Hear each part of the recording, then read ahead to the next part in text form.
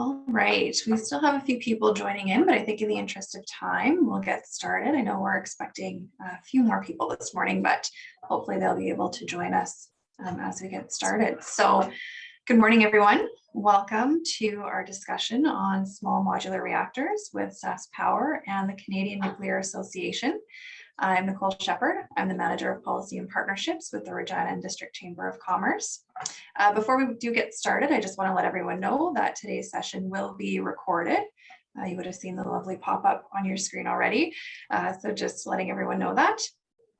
And I would like to start off by acknowledging that the Indigenous peoples of all the lands that we're gathered on virtually this morning, we have come together on Treaty 4 territory, which is the traditional territory of the Cree, Saulteaux, Dakota, Lakota, and Nakota.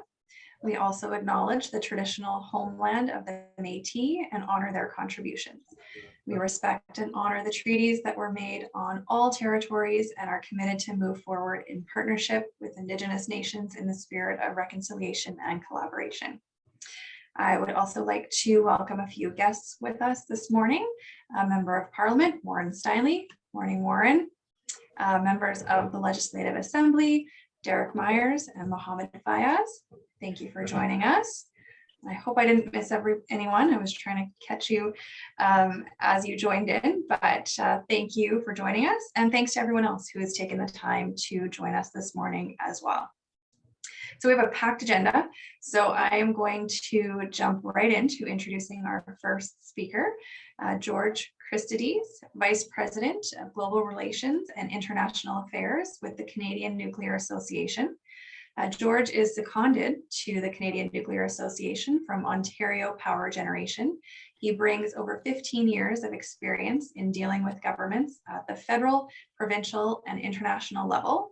He has worked in the federal government as a senior advisor to ministers, senior policy analyst at Western Diversification, before working in the private sector as Director of Government Affairs at the Canadian Wireless Telecommunications Association, and Vice President in a senior government relations firm in Ottawa, working on a number of sectors. Oh, sorry, I'm getting a bit of feedback. If everyone can just make sure that they're on mute, that would be great. Thank you. Okay, back to George's introduction. George speaks English, French, Spanish, and Greek. He enjoys fitness, music, and spending time with family. He also volunteers at the Hellenic community of Ottawa, where he is presently a board member responsible for communications. George, thanks so much for being with us this morning. I'm going to turn it over to you. Well, thank you. It was quite a thorough introduction, so I appreciate that. But thanks for this opportunity. I'm just going to take a moment just to share my screen and start the discussion. But I just wanted to, again, appreciate the opportunity to talk to you all here and looking forward to an interesting conversation. Just one moment and we will begin. Hold on. There we go. Is it looking good? Excellent. Okay. Well, thank you again very much. And I'm George Christides, and as per Nicole, I'm here representing the Canadian Nuclear Association, and really looking forward to this opportunity to speak with you. A little bit about who we are. We're basically the national voice of the Canadian nuclear industry. We represent a number of key members, including SaskPower, Fedoric Center, and Cameco in Saskatchewan. We're really quite proud of the history and of our membership and the efforts in representing the nuclear industry across federal and provincial, as well as international sectors as relates to our industry. And an industry, quite frankly, is a combination of mining companies, research, development, utilities, medical isotope, and waste management. So we have a quite broad spectrum. A little bit of numbers, as it were, in terms of nuclear in Canada. And many of you know, obviously, the important role that Saskatchewan does play, particularly through the uranium sector already in the nuclear space. But just some numbers. We have 15% of Canada's electricity is from nuclear. Obviously, Ontario and New Brunswick, with existing nuclear utilities, have a large number of the representation of that industry. And we've got about 76,000 jobs across the country. and the GDP impact is about 17 billion, which is quite significant. So in terms of, if you take a look at where the industry stands, as of, in terms of the rich history, of the industry, Canada has a quite depthness, again, whether it is from the uranium mining perspective, or the utilities perspective, and the research perspective. And, currently, for example, the refurbishment in Ontario, which might be of interest, there's the refurbishment of the Darlington, OPG's Darlington and Bruce Power's Bruce nuclear plants, which is generating about $26 billion of economic activity, and is on time and on budget, particularly through this COVID period, which is quite exciting. There's also international footprint vis-a-vis through can-do technologies that we have in other countries as well.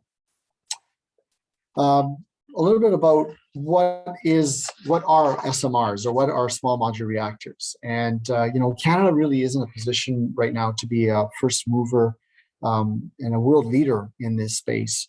SMRs have been around for a while. They've been obviously used in the defense sector in the United States, whether it's the submarines or aircraft carriers and the like.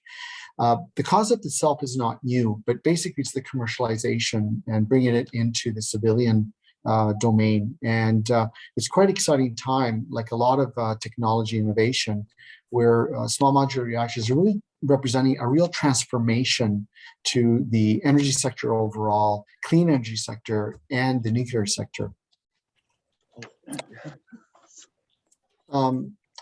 In Canada, SMRs or small modular reactors, and if you don't mind, I might slip into SMRs once in a while as an acronym. There are 3 or 4 key applications that are very much possible with this technology, particularly as climate becomes more and more the issue, and the goals to try and meeting the climate change goals. You got 300 megawatts that could be useful for on-grid applications. You got 60 megawatt capabilities for those could be used in the mining or resource development extractions. You even have 1 or 2 megawatts possible for remote communities that are interested and willing. And the Canadian electricity system is already quite clean, but those particular sectors and regions that still depend on, that have higher carbon footprint, these technologies become quite interesting and appealing. We've been involved, the industry overall has been involved in the Canadian Nuclear Association, and our membership and our, the key utilities have been involved in something called an SMR, or Small Modular Reactor Roadmap, and SMR Action Plan. And really, this was an opportunity where we were able as an industry to work with the government, federal government, and representatives of provincial and territories to come together and produce basically a path forward of how this technology may be useful for attaining a number of different goals. And again, some of those are very much linked to the clean energy agenda and climate agenda, but also providing for electricity, rural remote areas, and economic development and social development opportunities for Northern Indigenous communities as well. World leaders are making major climate, declarations and promises, and they're really setting into stage a significant amount of commitments as it relates to the climate. And we're heading towards COP26 next week or so, November 1st, if I'm not mistaken. And we expect more commitments to be made by international governments as they're trying to address the climate issues before us. And we feel current nuclear operations, but also new nuclear operations, smaller, will play a very important role in those discussions and in the capability to meeting those commitments. As many of you know already, the promises or commitments made or interest communicated by the industry is complemented very strongly by the provincial government interests as well. So the provinces of Ontario, New Brunswick, and Saskatchewan, Alberta have all signed an MOU to explore the development and deployment of SMRs, while the industry has been working diligently to figure that out and look at sort of the path forward. So are the interested parties within the provincial governments, which is wonderful, quite frankly. And Saskatchewan's really played a leadership role. These are some of the utilities that we've been working with in the area and on the SMR file or small modular reactors, and includes Bruce Power, New Brunswick Power, OPG, and of course SaskPower. And some of the SMR technologies or small modular reactor technologies that you may have heard are out here. They're range from sort of the larger 300 megawatt opportunities to much smaller. So there's a real exciting time for the industry in all of these technologies that are being put forward for slightly different uses in the different streams, as it were. If you take a look at the small modular reactor roadmap or SMR roadmap, it really identifies three key streams that the industry and its government partners sort of identified. One was the first stream, which is really looking at on-grid applications to reduce, carbon emissions from grid. And the utilities and others are looking at the possibility of a 2028 timeframe. There's a second stream possibility of next generation reactors, and those reactors are a bit further out in time frame. Some of them do entail slightly different applications, and they have a time frame of 2035. And some areas of the country that are looking at that are more in New Brunswick space that is looking for its needs. And then you have the stream 3 smaller reactors applications that could be used for off-grid or resource development sectors or what have you. And those smaller applications or technologies that could be used for those applications, they're looking for at a 2026 timeframe. So it's quite an exciting time because all these streams together really make the core of the SMR roadmap. And Canada really is on track to be a leader in this space. All the work of the utilities, as mentioned, the work of the companies, the cooperation through the SMR roadmap with the governments has really positioned Canada quite well from a policy perspective to be a real leader in this space. And there is an international story to this too that we could explore together and answer some questions. But there's other countries as well that are very interested in this technology and are actually moving along the similar tracks. So that was my presentation. So I hope you have some questions for me. Thanks so much, George. I think it was a really great overview of kind of SMRs in Canada and what the plan is overall. So if anyone has questions based on what George was just speaking about, please enter them into the chat, and we will ask George your question. So while we give people a minute just to formulate their questions, George, you did mention that Canada is in a position to really be a world leader in SMRs. What are some of the other countries that are out there that are kind of on this same journey into SMRs, and where are they at? Yeah, so our neighbor to the south, for example, which was quite interesting and fascinating, but the Biden administration, Democratic Party, first time included nuclear and SMRs or advanced reactors in their platform to address climate change as well as economic and infrastructure development. So they're significant $1 trillion packages to climate and infrastructure includes very specific support for existing nuclear plants, but also the development and deployment of small modular reactors. As a matter of fact, the current Secretary of Energy has identified some key states in helping them transition from coal, explicitly linking the small modular reactor opportunities. Now, many in the United States as well as in Canada are linking it as a package. It could be a combination of technologies, renewable, wind, solar, SMRs. The point is that all these technologies play a role, and some form of combination makes sense, right? And so those are the discussions in the United States. Similar discussions in the United Kingdom. They're very interested in the SMR technologies, again, to meet their emissions, current nuclear operations there as well, along with renewables. And recently, the president of France announced a very significant amount of investment towards small modular reactor technologies as well. So there's a pattern out there as the climate discussion moves more to a climate crisis discussion. nuclear is brought back into the conversation as one of the technologies and one of the options to be considered for sure. Great. Thank you. We do have a question in the chat from Jim. Thank you, Jim, for your question.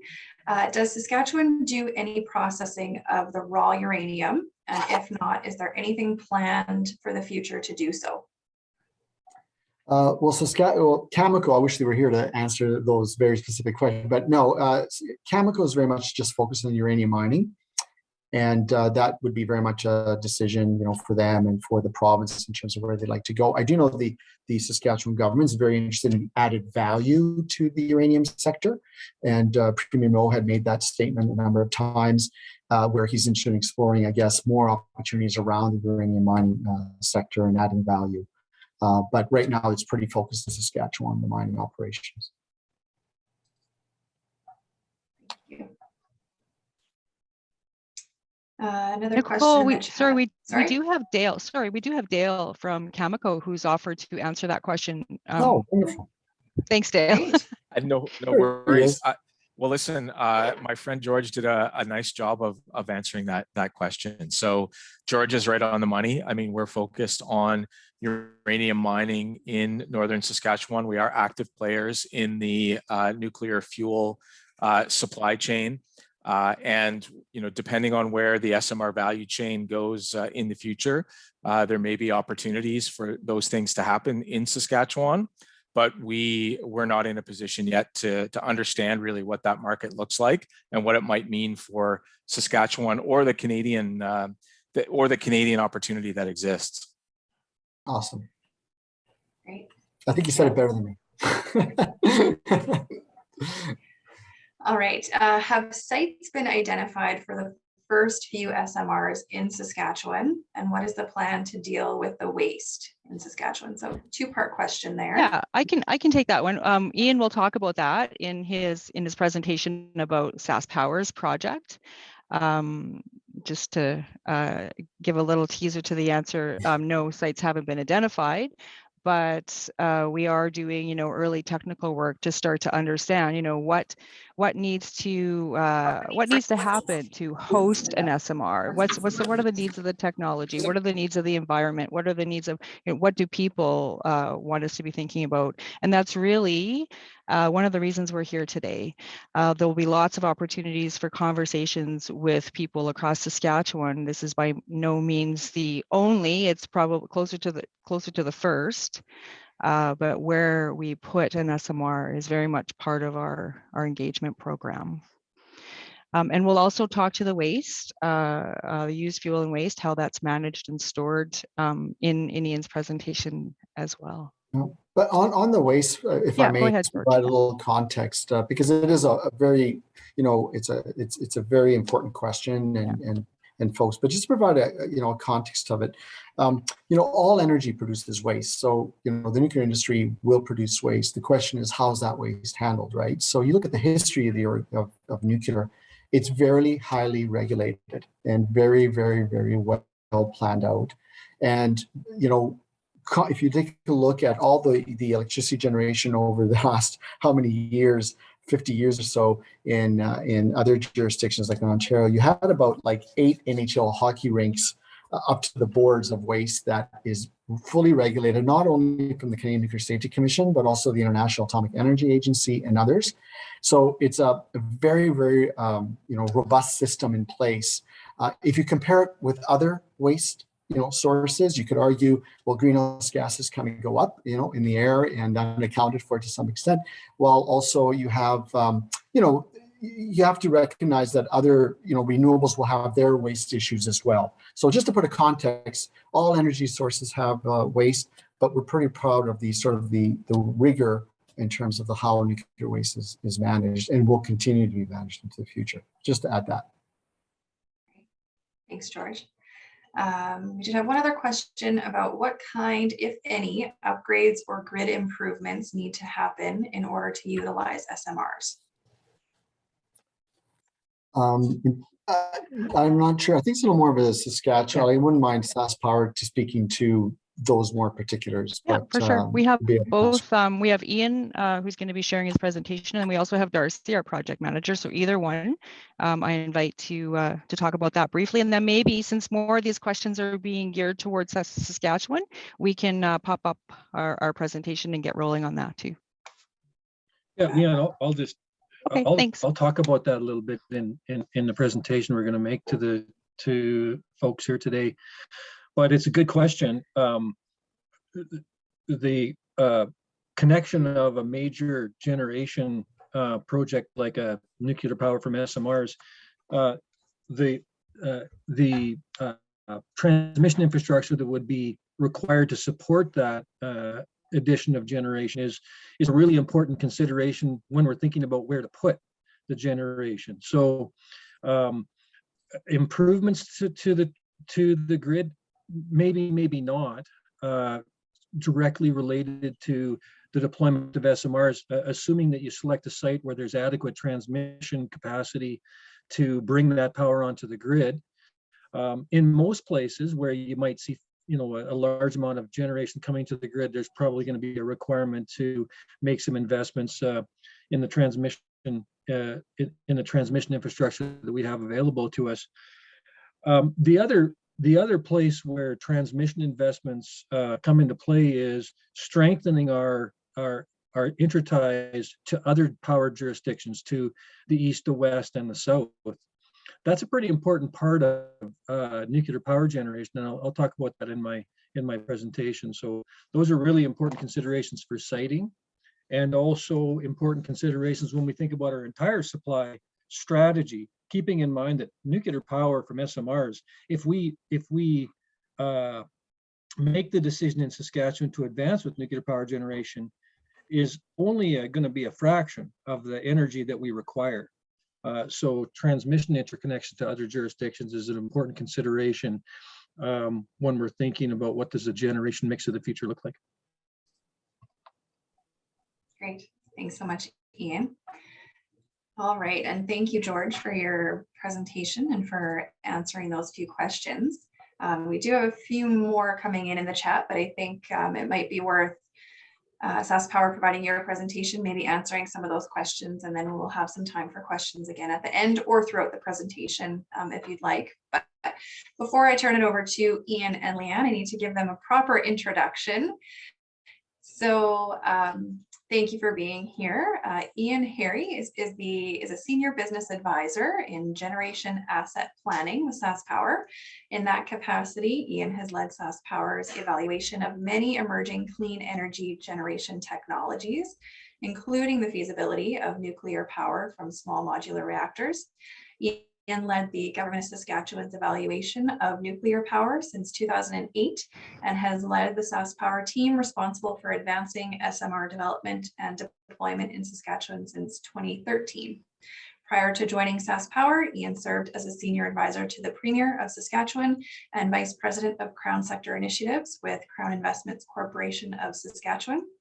In that capacity, Ian played a lead role in the development of a number of major innovation initiatives, including Saskatchewan's Uranium Development Partnership, the establishment of the Frederick Canadian Centre for Nuclear Innovation, the establishment of Saskatchewan Centre for Cyclotron Science, and the development of SaskPower's Boundary Dam Integrated Carbon Capture and Storage Project. Ian holds a Bachelor of Arts in Political Science Studies from the University of Saskatchewan and has more than 30 years of experience in public and Crown sector management and public policy development at the federal, provincial, and municipal levels. And joining him today is Leanne Jarocki, who is a public engagement consultant with SaskPower, having worked in corporate communications and public relations for over 20 years, during which she has researched, planned, written, implemented, and measured multimedia, multi-audience communications and engagement strategies, programs, and campaigns for topics ranging from public television programming to capture and storage to zebra mussels. Over her 16 plus years at SaskPower, she's led and contributed to communication strategies and materials related to just about every business area of the Crown Power Utility. A self-professed and peer-validated energy nerd, Leanne is now part of SaskPower's team responsible for stakeholder engagement on the potential for nuclear power from SMRs as a potential zero emission power source for Saskatchewan. Ian and Leanne, over to you. Awesome. Thanks so much, Nicole. Can you see my slides? Yes, looks Full good. screen. Awesome. Thank you. So yeah, thanks for very much the Regina Chamber. Thanks to George for joining us from the CNA and giving that overview, and to the Regina Chamber for providing us this opportunity to share some information about SMRs in Saskatchewan. So as Nicole mentioned, I'm joining you from Regina here, which is the Treaty 4 territory and the home of the Métis. And we acknowledge this at SaskPower in the spirit of reconciliation. And then at the top of all of our presentations to larger groups like today, we always offer a safety moment. And one of the things that, just a reminder, now that it is back to school full swing, to slow down in those school zones, no matter where you are in the country or in the province. Teachers and students both have a lot of extra things on their minds these days. So I know I drive through a school zone to get to work. So just a reminder to slow down and watch for kids that sometimes might not be paying attention. So I do want to just talk a little bit about why we're here today. As I said earlier, we really appreciate this opportunity to talk about the project at this early stage. Ian will get into this a little bit in his presentation, but our board approved our moving forward in the planning phase of this nuclear project back in March, I guess, which seems like such a long time ago now. And one of the things included in the planning phase, obviously, is early Indigenous and public engagement. So one of my colleagues, Dan Johnson, led a round of Indigenous engagement with Indigenous communities in Saskatchewan through September. I just want to recognize that we have our new Director of Indigenous Relations joining us today, Terry Bird. So he's always interested in hearing, what people have to say about the project as well.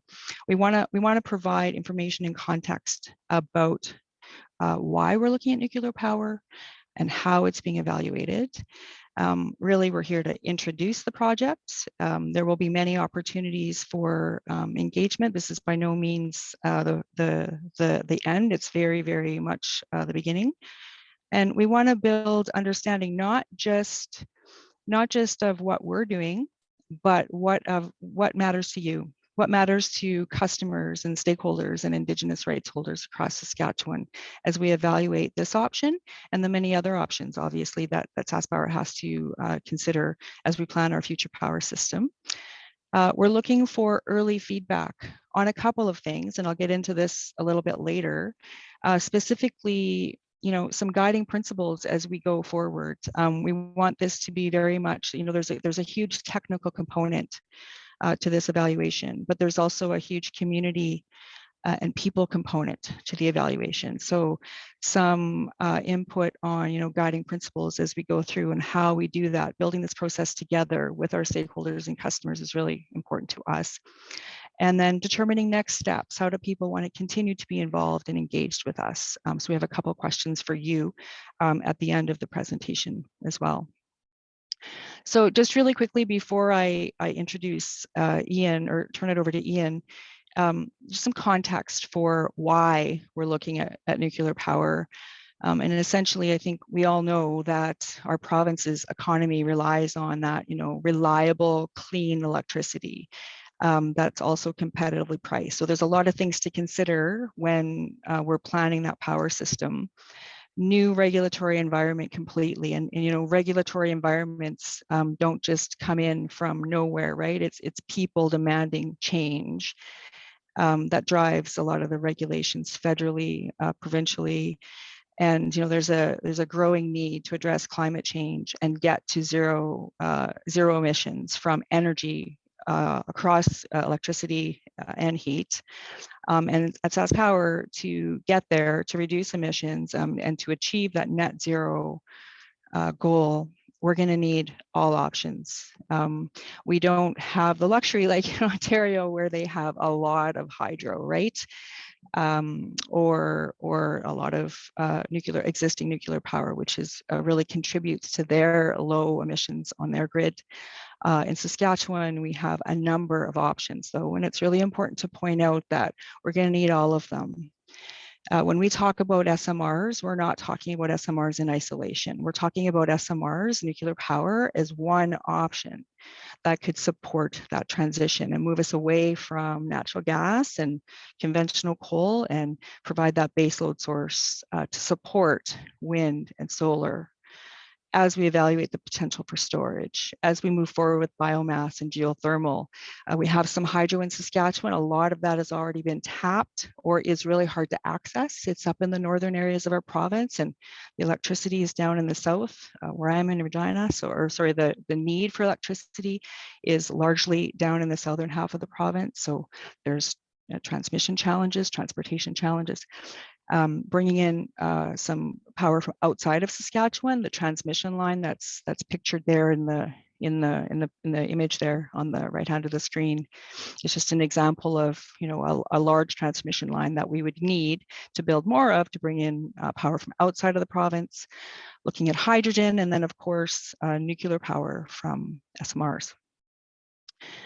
So the Intergovernmental Panel on Climate Change, I think we're all familiar with, noted that to prevent more damage from climate change, that we need to eliminate, not just reduce, carbon dioxide emissions from energy in general by 2050. And some climate scientists and environmentalists are saying that it's not going to be possible to do that without expanding nuclear power.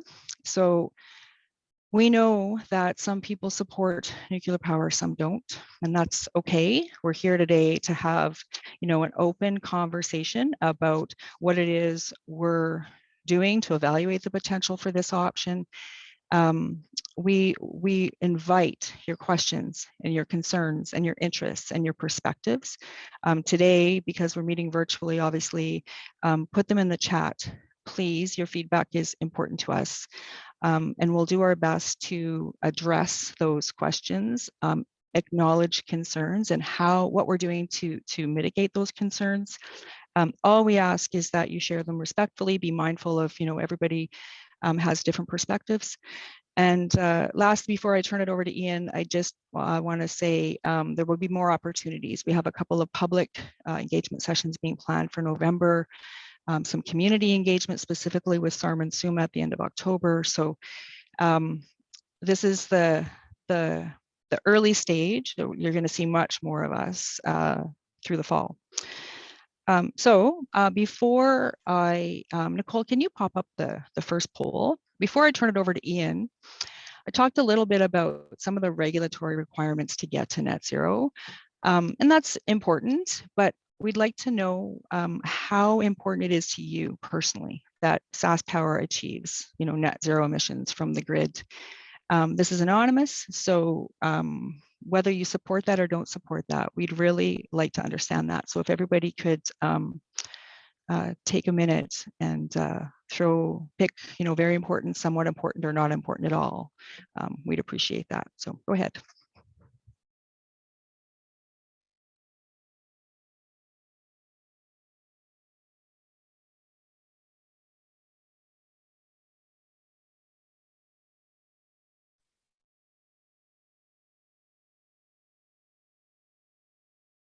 Are we getting responses, Nicole?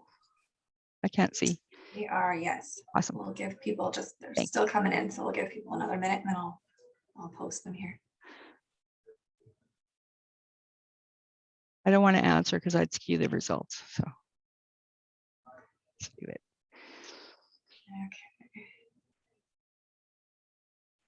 Looks like we've got almost everyone in here, so I will give you one last minute if you haven't made up your mind yet. Thanks. All right.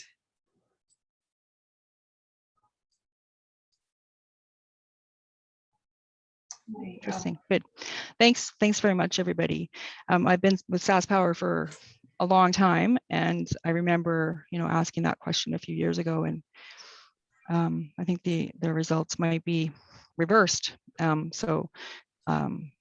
Nice to see, the importance, I guess, of addressing climate change is just hitting us more at home as well. So thanks for participating. I'm going to turn it over now to Ian.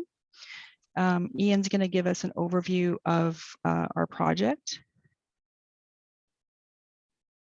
There we go. Sure. Thanks, Leanne. Yeah. Thanks everybody for joining us today.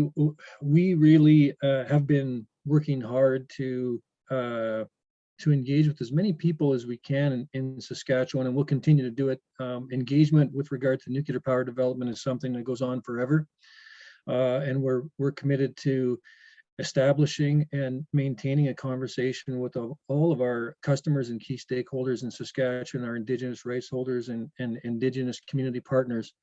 And this is another opportunity which we really appreciate, having to have a discussion about nuclear power and its potential in Saskatchewan. And thanks very much to the Chamber for helping to give us this opportunity to have a discussion with some members and lots of folks who are just interested in what SaskPower is thinking about when it comes to nuclear power. I hope by the time we get done, I've covered off all these questions. And you heard my good friend George Christidis from the Canadian Nuclear Association talk about what is an SMR. I'll touch a little bit more on that and why is that important to Saskatchewan. Somebody in the chat actually asked a really good question, about the importance of size when it comes to nuclear power in the context of the safety case. So we'll talk about that a little bit.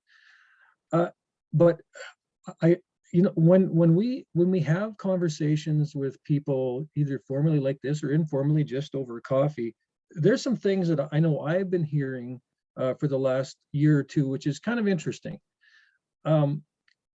It used to be that people who were really concerned about nuclear power were concerned because they had a view that there was a challenge with safety with nuclear power. And while I think that is the safety of nuclear power is one of the really important assets that comes along with nuclear power development, it's very safe and reliable way of generating clean emissions-free power. It's also fair to say that there are people that have concerns about the safety, the safety case. And one of the folks in the chat was talking about, how do you address that pushback that you get from folks that say, well, what about 3 Mile Island? What about Chernobyl? What about Fukushima? So we'll talk about that a little bit. But what I hear more often is maybe SMRs, maybe nuclear power from SMRs is safe. Maybe it's emissions free. Maybe it's reliable power. And all those three things are true. But it's going to take too long.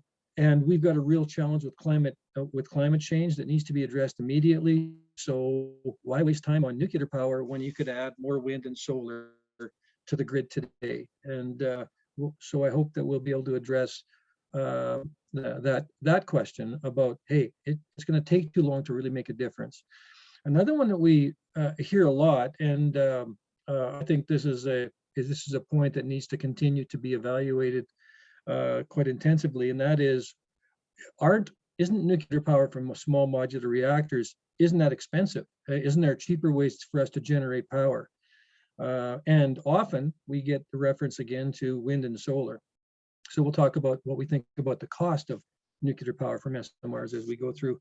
What do you do with the waste is usually the first question we get when we talk about nuclear power. George talked a little bit about it. I'll talk a little bit more about what happens when you generate nuclear power. What do you do with the radioactive waste that is produced as a part of that process?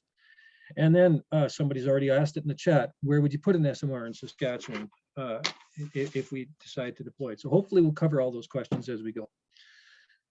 Next slide. So before we get into what we are advancing in Saskatchewan with regard to nuclear power development in the future, it's important to note that while Saskatchewan is not a nuclear power jurisdiction today, we don't have any nuclear power generation on the grid in our province. The only provinces in Canada that have nuclear power are New Brunswick and Ontario. And in those two provinces, nuclear power plays a pretty important role in their clean energy strategies and in the ability of their utilities to provide reliable energy to their customers. But in Saskatchewan, we have a very long history in the nuclear business. And you heard Dale from Cameco, one of the most respected companies in our province, one of the most important corporate citizens in our province, and one of the largest producers of uranium in the world, all of which comes from northern Saskatchewan. So we've been mining uranium and turning it into yellowcake and shipping it around the world so that it can be turned into fuel to generate clean power for decades. And we have a long history in the development, management, sustainable management of uranium mining in our province. We also have a very rich and storied history in the business of nuclear medicine and materials science.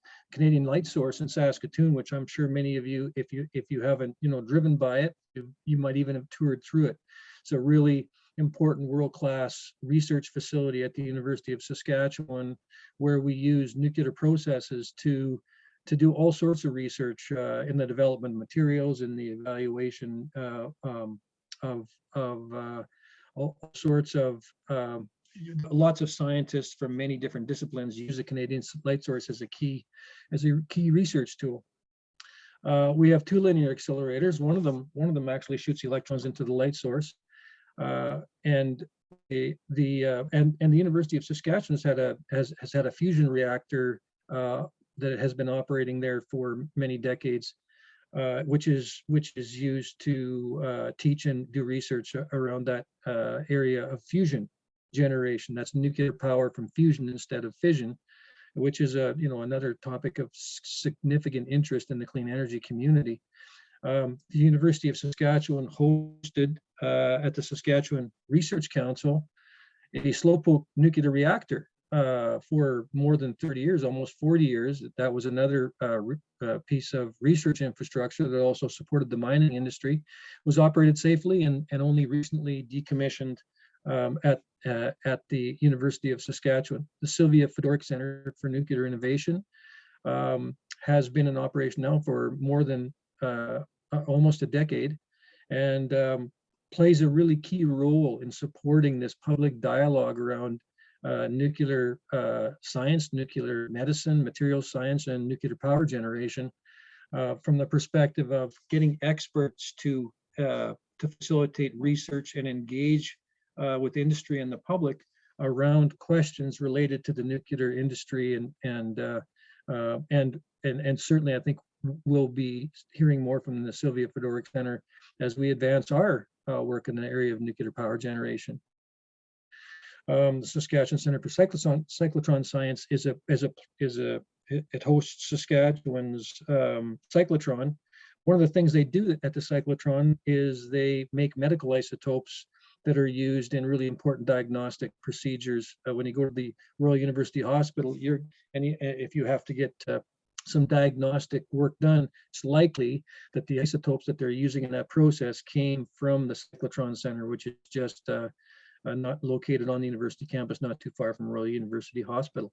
So we have a long history of nuclear in the nuclear industry, and what we're going to talk about today is the potential to add a chapter in that history around the development of nuclear power from small modular reactors. Okay, next slide, please, Leanne.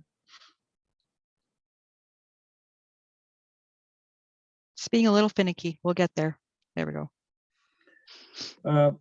So I mentioned that we're going to talk about the waste products from nuclear power generation, and one of the questions that we get, I like to deal with it at the beginning of most of the presentations that we do, is what do you do with the used nuclear fuel, highly radioactive waste from the generation of nuclear power? And the answer in Canada and in most places in the world is that high-level nuclear waste, used nuclear fuel, is stored on site at the power plant where it was produced, where it was used to generate zero emissions electricity. It's stored, first of all, in Canada in pools cool the fuel. It comes out of the reactor really hot, and you have to be very careful with it because it is highly radioactive. It's stored safely in cooling pools where no radioactive emissions from the waste is emitted into the atmosphere. And then once it's cool enough, it is put into dry storage containers. And and that's what you see, all those numbered containers in this picture are dry storage containers holding used nuclear fuel from one of the CANDU reactors at Darlington Nuclear Power Station in Ontario. So you can see that there's some folks standing around by these used fuel containers. It's absolutely safe for them to be in that building. I have not, you can go back to that for just a second. I have not been in this particular dry storage facility at Darlington, but I've toured through the similar facility at Bruce Power, which is on the Bruce Peninsula in one of the largest nuclear power plants in the world in Ontario. And it was a beautiful blue sky day that day when we when we walked into the building, the radiation detection equipment that it was with us, with the safety folks that would accompany you when you tour a nuclear power plant, read 0. There's no radiation being emitted from those used fuel casks. When we stepped out into the sunshine, though, the radiation detection equipment started to move pretty quickly because it was a blue sky day. So you get exposed to more radiation at Bruce Power when you're standing in the sunshine than you do when you stand inside a used fuel containment facility at the Bruce Power site. And that's because we have been storing used fuel in Canada for 60 years, almost 70 years. The safety case for doing it sustainably is really strong. Is a stellar safety record in Canada for how we manage used fuel. In the long run, that fuel will be moved into a long-term storage facility being developed by the Nuclear Waste Management Organization, which is established by the Government of Canada with funding from the nuclear utilities who generate power from generate nuclear power. So ultimately, these containers will be moved into long-term storage deep underground somewhere in Ontario at a site that will likely be selected within the next couple of years. So the management of used fuel and the story of used fuel in Canada is a really strong one. It's a really sustainable one, and it's one that we feel pretty confident that we can continue with in the event that we advance with SMRs in Saskatchewan. So nuclear power from small modular reactors. George talked about small. When we in Saskatchewan, when we define SMRs as small, between 50 and 300 megawatts per generating unit. You might have a power plant that has more generation than 50 megawatts, but each generating unit would have no more than 50 megawatts of electrical generating capacity, at least 50 megawatts and no more than 300 megawatts. And why that's important to SaskPower is because that matches the largest single generating unit that we have on the grid today. It's just a little bit smaller. Our newest power plant is the Swift Current natural gas-fired facility. It's 350 megawatts, and we have some coal-fired power plants that are 300 megawatts. We have many that are 150 megawatts or less than that in Saskatchewan. But we want to match new generation to the generation side, the unit generation size of our existing generation units. And that helps us to keep the integration cost, the cost of connecting new generation to the grid, helps us keep that cost down. So we like the small because both of it fits into our grid, fits into a smaller grid. 1,000 megawatt unit, like the units that are deployed in most places in the United States and in Europe and Asia, or the 750 megawatt CANDU units deployed in Ontario and New Brunswick, are just too big for Saskatchewan. The cost of integrating those large units in Saskatchewan is substantial, and it really challenges the business case for deploying nuclear power in our province. Small reactors fit much better, and so if it works for Saskatchewan, it will work in any other jurisdictions where they're transitioning from coal coal-fired power generation to clean energy generation, which is absolutely critical path to address climate change globally. Those jurisdictions have not traditionally had access to nuclear power as a generation option. And if they don't have access to hydro as a generation option, they're really challenged to make that clean energy transition in a sustainable way. Because it's smaller, the capital cost is lower. Big nuclear projects cost a lot of money and carry a lot of risk with regard to the capital expenditure that goes along with them.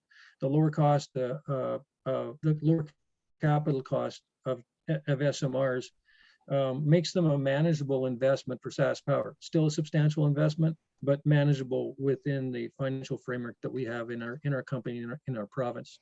And the same would be true of other small utilities.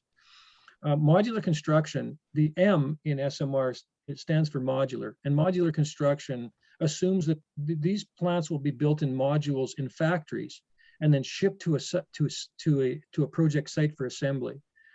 And while that may take a little while to emerge, what that does is speaks to, it helps us to manage some important project risks. The risk of schedule, can you get your project built on time? And the risk that you can get your project built on budget. We think modular construction is going to help us with both of those challenges, both of those have been challenges in the nuclear industry. And we think that modular construction is going to help address some of those risks and make it a lower risk opportunity for utilities like SaskPower. And I mentioned it a couple times, nuclear power generation is the safest form of generation that we have in the world today. The empirical research bears that out.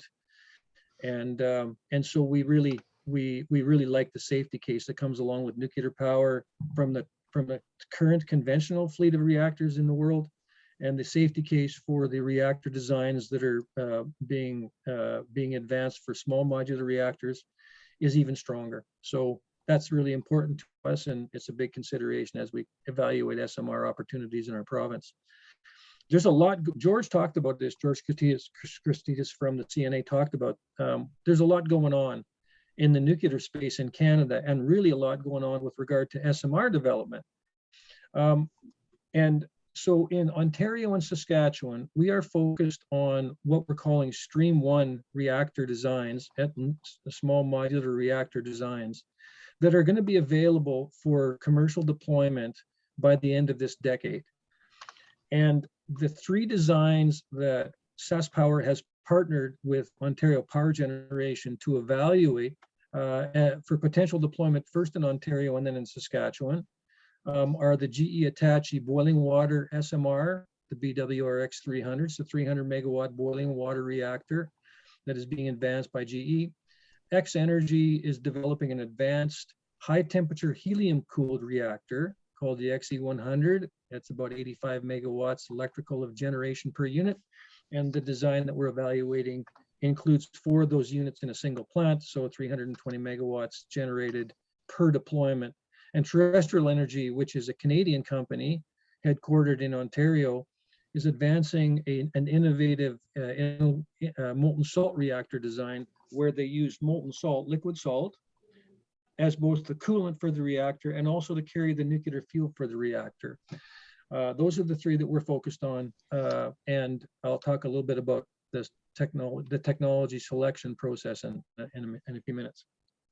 In New Brunswick, they're looking at 2 different designs. One is a sodium-cooled reactor, so the boiling water reactor cooled with water, the X Energy design cooled with helium, the molten salt reactor cooled with liquid salt.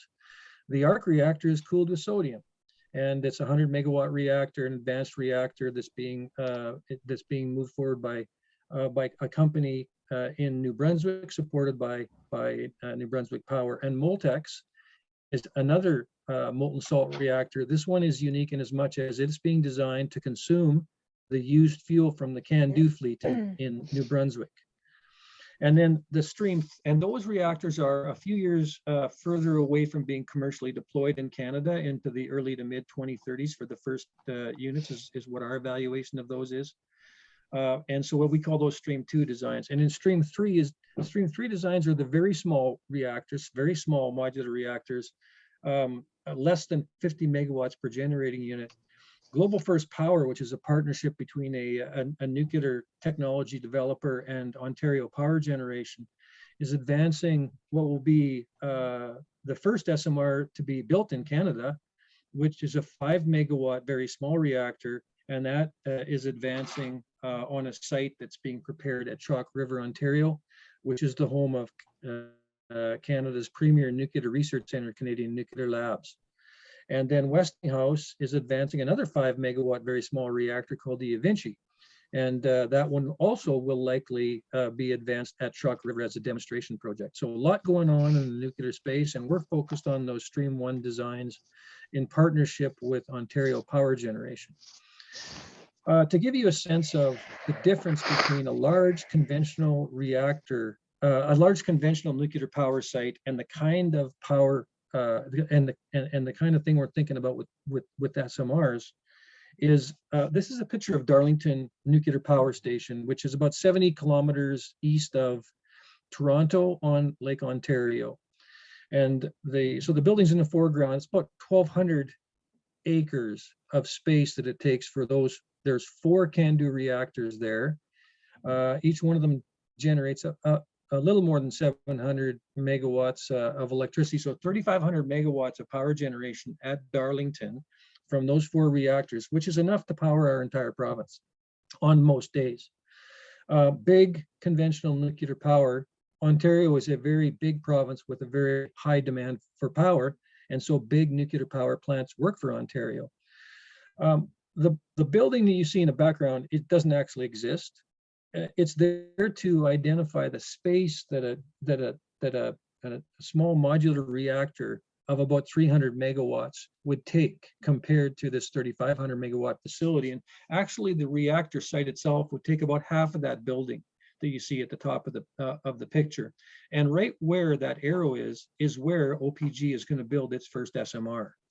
And their objective is to get their first unit to the grid in 2028. So big is where nuclear has been. And the other point I want to make is nuclear power does not get built in the middle of nowhere. Nuclear power plants, big nuclear power plants, get built where the demand for power is. So they get built right next to or within high population centers like the city of Toronto. So, and as I said, this power plant is located 70 miles east of Toronto. When we're looking to site nuclear power plants, we look to site them so that they can serve the electrical load that is being demanded by our customers. As opposed to large conventional, this is a picture, it's an artist rendition because these ones have not been built yet, of GE Hitachi's BWRX 300 small modular reactor. That's about 40 acres of space, 300 megawatts of power generation. So when you think about a nuclear power plant, you probably don't have in your mind this picture.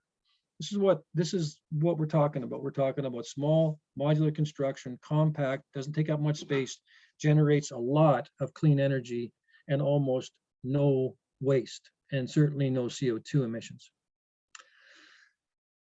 Okay, so why is Saskatchewan interested in nuclear power from SMRs? Well, the challenge that we face is that if we're going to address climate change effectively, we'll have to address the GHG emissions that we emit from all of our industrial processes, including power generation. And Saskatchewan has been relying on coal and gas-fired power generation for the last 60 years. The government of Canada has passed legislation, regulations that will require us to retire our entire coal-fired power generation fleet by 2030. 5 years ago, we got about half of our power, about 50% of our power came from coal, conventional coal. Today, it's more like 30%, but we get 40% of our power from natural gas. And both, while natural gas is cleaner than coal, it's still a very intense emitter of CO2. So that blue line you see on the top that starts in 2021 at 14 million tons of emissions, that's the emissions from SaskPower's generation fleet in 2021, 14 million tons. as we transition towards 2030, we're going to make pretty dramatic reductions in our GHG emissions and get them down to about 7 million tons by 2030. That's a reduction of 50% over about 9 years between now and then. And there are very few power jurisdictions in the world that rely on coal that are making that transition as rapidly as SaskPower is. The challenge is, as we shut down our coal-fired power generation, we have to replace it with reliable power generation. And in the interim, for the next few years, that's going to be natural gas. So if we were going to continue to rely on natural gas as our primary source of power generation between now and 2050, that blue line at the top represents the emissions profile. And so while we get to 50% below 2005 levels of GHG emissions by 2030, we pretty much stay there out until 2050 and get to zero by shutting down those gas-fired power generation facilities. So we don't think that's sustainable or it's going to be acceptable to either our federal or provincial governments. And so we're looking at options where we rely less on natural gas and look to more to replace natural gas with clean energy options like nuclear power, hydro, wind, solar, geothermal, biomass.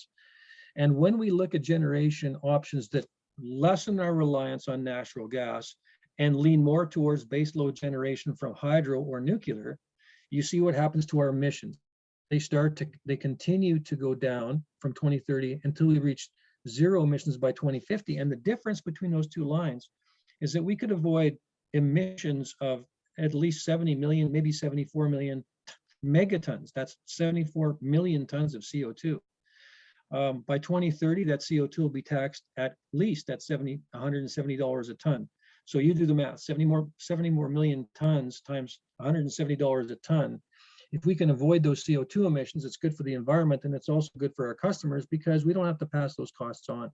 So what's driving our interest in shifting from natural gas to other generation sources, baseload generation sources that don't emit CO2, is that story of how do we get to net zero by 2050 in a sustainable way. Okay. One of the things that we find really interesting about nuclear power, beside the fact that it's reliable and zero emissions energy, is that we don't have nuclear power in Saskatchewan today. And developing, so our strategy is not to build one. And I'll talk about the reasons for that in a minute. We are advancing a project that will get the first unit. If we decide to advance with the construction of that unit, we'll get the first SMR to the grid in the mid-2030s. And then we would continue to deploy additional units, 4 of them, up to 1,200 megawatts between 2032 and 2042. Just by doing that, by adding 1,200 megawatts, which by 2042 is not even a quarter of what is going to be required for us, of the generation that's going to be required for us to meet our electricity demands in Saskatchewan. So nuclear is only part of the mix. If we do that, we create a whole new industry in Saskatchewan, and we would generate about $1.6 billion in GDP between 2021 and 2032 as we develop and construct the first unit. And that is, according to the Conference Board of Canada study that we partnered with OPG to do, would generate almost $1 billion in wages and more than $500 million in taxes paid to wages to Saskatchewan workers, taxes to federal, provincial, and municipal governments, because we advanced nuclear power from SMR. So creating a new industry creates a lot of economic opportunity and also a lot of clean energy. Over the lifetime, each one of these units runs for 60 years. Over the lifetime of that 4-unit fleet, $8.8 billion in GDP. So, you know, we're motivated by the clean, reliable electricity, but the potential for nuclear power to help strengthen the province economic performance is also an important consideration as we evaluate the potential for nuclear power. So we compare the economic impact of generation portfolios that include SMRs with those that don't. What happens if we didn't build nuclear power in Saskatchewan? What does that generation mix look like if there's no nuclear power in it? And what would be the economic impact of those generation options? We're working, I don't know the answer to that. We're working on that analysis over the next year or two so that we can have that discussion with our decision makers, our board of directors, the government of Saskatchewan, the government of Canada. But we think we think the economic story here could be pretty strong for our province. And if that is the case, then it will help us to make a sustainable and economically sustainable transition from coal. Because when we shut down those coal plants in the southeast part of our province, and we shut down the coal mining industry that goes along with them, that's a pretty big economic hit for our province. SMRs have the potential to offset that economic loss and help us to make that sustainable transition to a clean energy generation mix by 2050. And we do that by, the other thing that it does is, as I said, it helps us to reduce our reliance on natural gas as we move through the 2030s. And it helps us to be able to facilitate a more aggressive deployment in Saskatchewan of intermittent generation from wind and solar. So how is that? Why is that? Well, it's a small province. We don't have a large demand for power in Saskatchewan. And as we start to move away from natural gas, it'll be challenging for us to add a lot more wind and solar to our grid. Well, we already have an aggressive deployment schedule for wind and solar in Saskatchewan. We're going to get to the point where we're limited by our ability to get it onto the grid and the demand for the power itself. If we can build transmission lines, strengthen our regional interties with Manitoba, with the United States, with Alberta, in the short term, we use that transmission infrastructure to bring clean, zero emissions power into Saskatchewan. That helps us retire our coal plants. That helps us rely less on our natural gas-fired power plants. And then as we add nuclear power to the grid, we replace that hydropower that comes, or that clean energy that comes into our province, using the transmission infrastructure. Instead of importing the power, we'll have the potential to export power to other provinces. And that allows us to open up the opportunity for independent power producers to build more solar and wind and get it onto the grid. And Saskatchewan has some of the best solar and wind resources in Canada. So we think there's a great integrated story here of clean energy development, not just for Saskatchewan, but to export to other jurisdictions who need that zero emissions electricity. Someone in the chat has asked about where would you put a nuclear power plant? That usually is, a question that comes up. And Leanne mentioned we're still early on in the development of a nuclear power project in Saskatchewan. We won't make a construction decision until 2029. So there's lots of work to do. There's lots of discussion, lots of conversation to be had with Saskatchewan people and communities as we advance this project. But one of the very first things we have to do, if we're interested in having nuclear power as an option in the 2030s, to help us make that clean energy transition, one of the very first things we have to do is find a site. So I mentioned that we're evaluating 300 megawatts deployed by 2032-33 in Saskatchewan, followed by the deployment of another 900 megawatts, which would be 4 tranches of 300 megawatts each, so 1,200 megawatts total, deployed between 2032 and 2042. So we have to find a site, and the site that we're going to select is going to host. We're going to evaluate that site so that we could potentially deploy 600 megawatts of nuclear power from 2 tranches of 300 megawatts each. The first 300 megawatts in 2032, the second 300 megawatts in 2035, 36, 37. So we're looking for we need to look at sites that could manage that much electricity. And we do that by evaluating the requirements of the nuclear technology itself. The SMR has technical requirements. It needs access to water. It needs access to certain infrastructure services, emergency services. And it needs access to qualified people. So there are a list of technical requirements that are important to the deployment of the technology itself. And the site has to facilitate those technical requirements. There is a lot of regulatory oversight in the deployment of nuclear power. And there's a long list of regulatory requirements which the site has to satisfy. And so we look at those regulatory requirements And then we think about the requirements of the utility from the perspective of our customers. Where is the existing transmission infrastructure so that we can connect this generation to the grid in the most economic way? And where is the demand for power today, and where do we believe it'll grow in the future? We want to build this generation where we have demand today, where we have transmission infrastructure today, and where we see load, or potentially where we see load growing in the future. And of course, all of it is underpinned by the requirement for us to engage with people all over Saskatchewan, and certainly with people in the areas where we're evaluating the potential for deployment, so that we can get feedback, build understanding, and earn the support provincially and locally of our customers and stakeholders. So that's how we decide where to put it. And based on that, we're doing that technical work now at a high level. This is our project schedule. This is the schedule that gets us our first SMR to the grid by sometime in 2034. And so where we are at is on the top left-hand side of this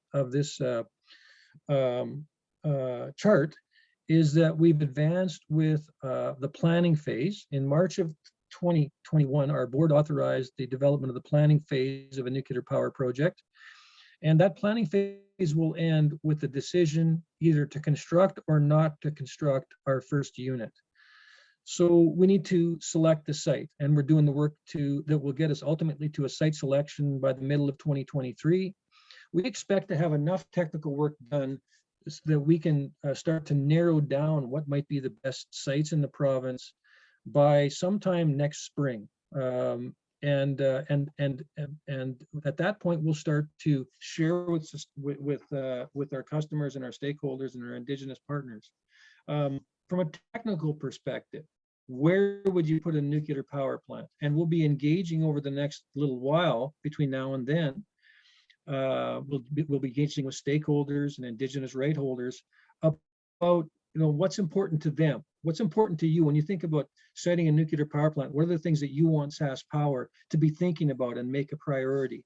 And ultimately, we'll get to the point where we have some sites to consider, and we'll be engaging on those sites. And by the middle of 2023, we'll hope to have a site in place. The other thing we have to do is we have to select the technology. What kind of SMR are we going to build? And I talked about the three that we are looking at in partnership with Ontario Power Generation, one of the most respected nuclear power operators in the world. And we expect that Ontario will make a decision about which SMR it will deploy at Darlington by the end of 2028. We expect they'll make that decision probably by the end of this year. And then we have a decision to make. Do we align with the decision in Ontario and advance the same design in Saskatchewan? And I'll talk about why that's important in a minute. So those are the two things that we're focused on right now from a technical perspective. We need to do the work to identify a site, and we need to select the technology so that in the next phase of our development, we can develop a license to prepare the site for that technology. And then ultimately in the mid-2020s, we start to develop a construction license, a license to construct that design. And once we're done with that work, we would make a decision on whether to construct or not, and then advance with a license to operate. And once we have the license to construct, if the decision is made to advance, we would take about 3.5 years to build the first unit, and the first unit would be connected to the grid sometime in 2034. So all of this is predicated on the work that we're doing today, engaging with stakeholders, evaluating sites, assessing the potential for technology to be deployed in Saskatchewan. And what is driving that assessment? What's the business case? What are the conditions that need to be in place for Saskatchewan to advance with a nuclear power project? Well, we're not a nuclear power jurisdiction today. And so we need partners. We need utility partners, experienced nuclear utility partners to help us advance with SMR development in Saskatchewan. And we have identified Ontario Power Generation as the partner that we're going to evaluate the potential to advance with. I talked about how we're working with them to evaluate technology.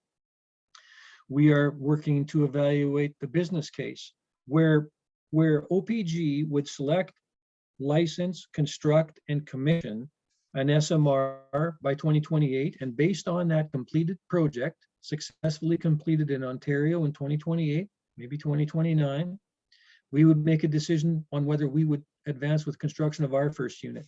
And so the second thing, besides having experienced partners, we need to build a fleet of the same design where the same SMR is deployed in Ontario and other jurisdictions as in Saskatchewan.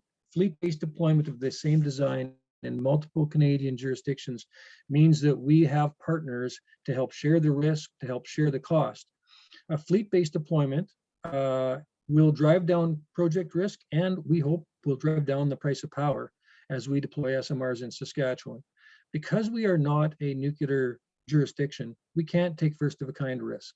It doesn't make sense for us to do that. Ontario Power Generation is well equipped to do that, and they are advancing with the first project, and we'll learn from that. The regulators in Canada will be experienced with the design that Ontario Power Generation advances, and we will be the beneficiary of that early mover work as we advance with our first project in Saskatchewan.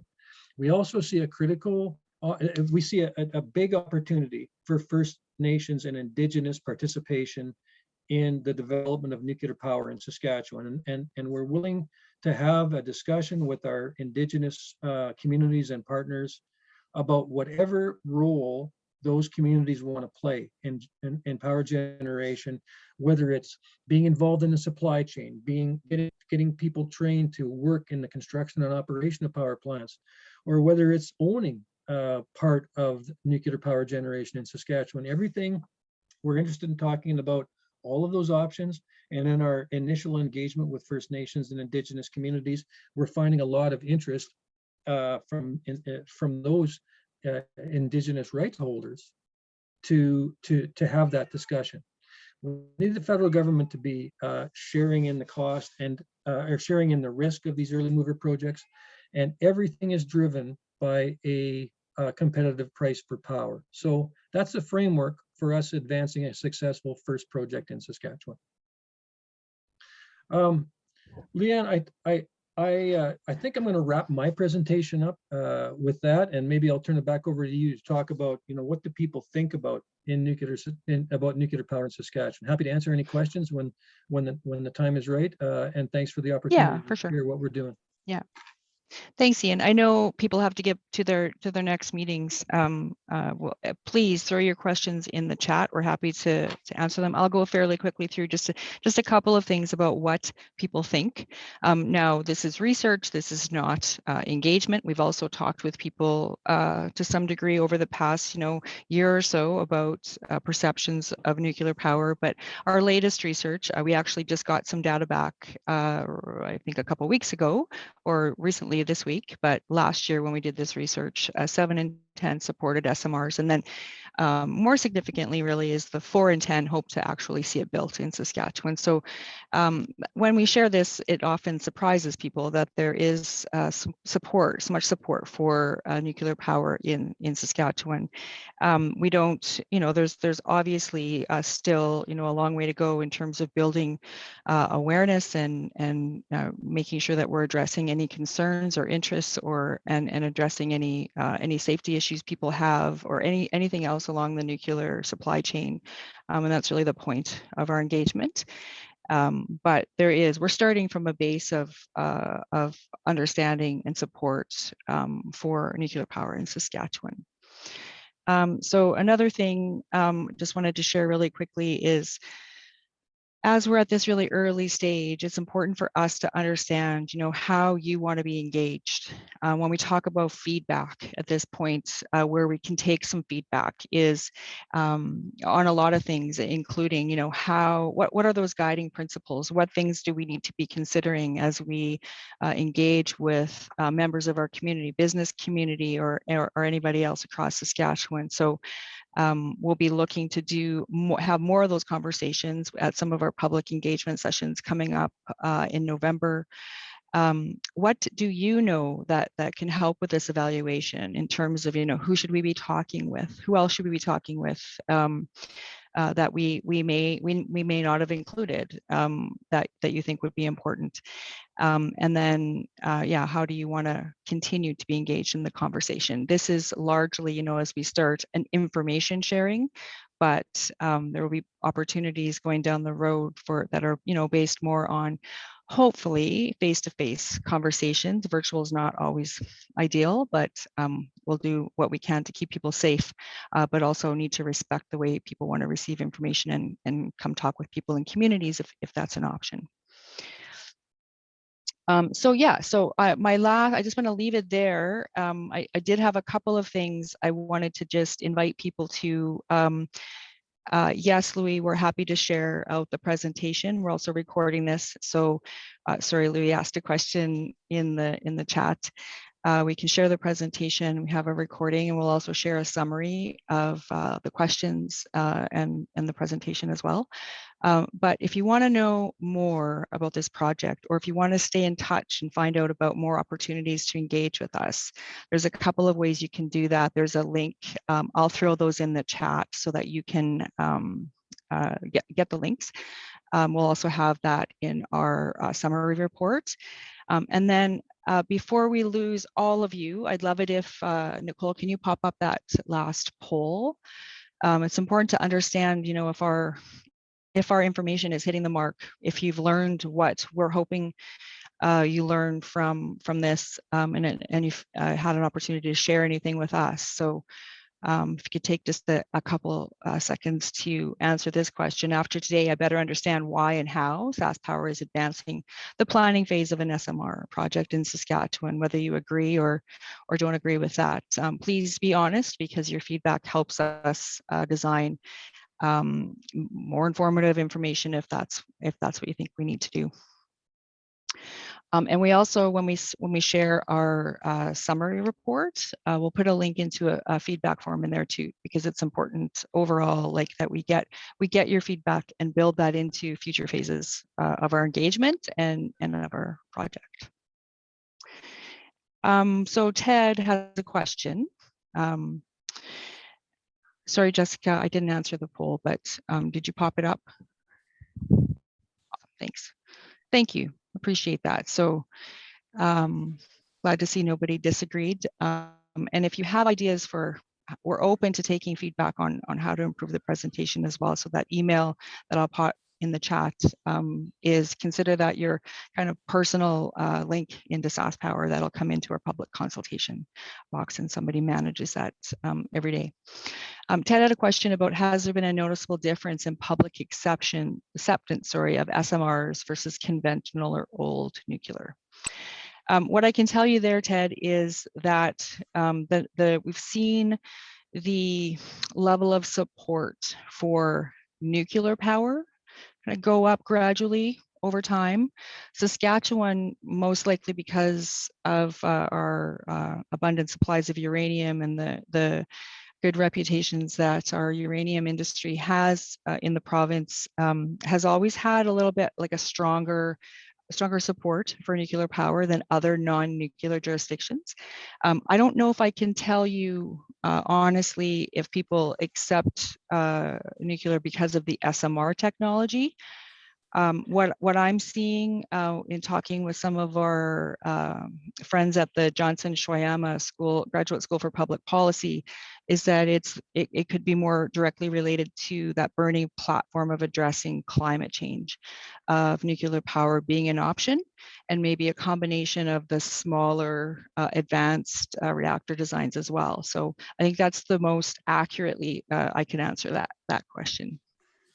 Leanne, it's Dale from Cameco. The only thing I would add there is that what we see in polling in the nuclear sector is the closer you live to a nuclear power plant, right, the higher the acceptance is of nuclear power. And it's as you get further away from where nuclear generating stations are located, that's when you start to see the support drop. So the highest levels of support for nuclear power are in communities where nuclear power exists. Yeah, thanks, Dale. So any further questions? I know it's close to 1 o'clock. Thank you so much for joining us today. If you do have questions that that you couldn't ask today or didn't have time to ask today, please do reach out to us. I'm going to pop those links in the chat right now. And yes, Joel, the full session will be available. We have a recording that Nicole was kind enough to do for us. So we'll share that out with our summary report. Nicole, did you have any closing comments? Sorry. Yeah, no, I was just going to say that the full presentation will be posted on our website as well for anyone who had to leave us early or wants to rewatch. So excellent. Yeah, no, just from our perspective, you know, on behalf of the Regina Chamber, thank you very much to both the Canadian Nuclear Association and SaskPower for sharing this information today. I think a lot of us learned a lot. And it was really informative. So thank you to everyone for attending as well. There was some great discussion happening in the chat, which is always really good to get that engagement. So thanks to everyone. And yeah, if there's no other questions, that concludes our event. So take care, everyone, and stay safe.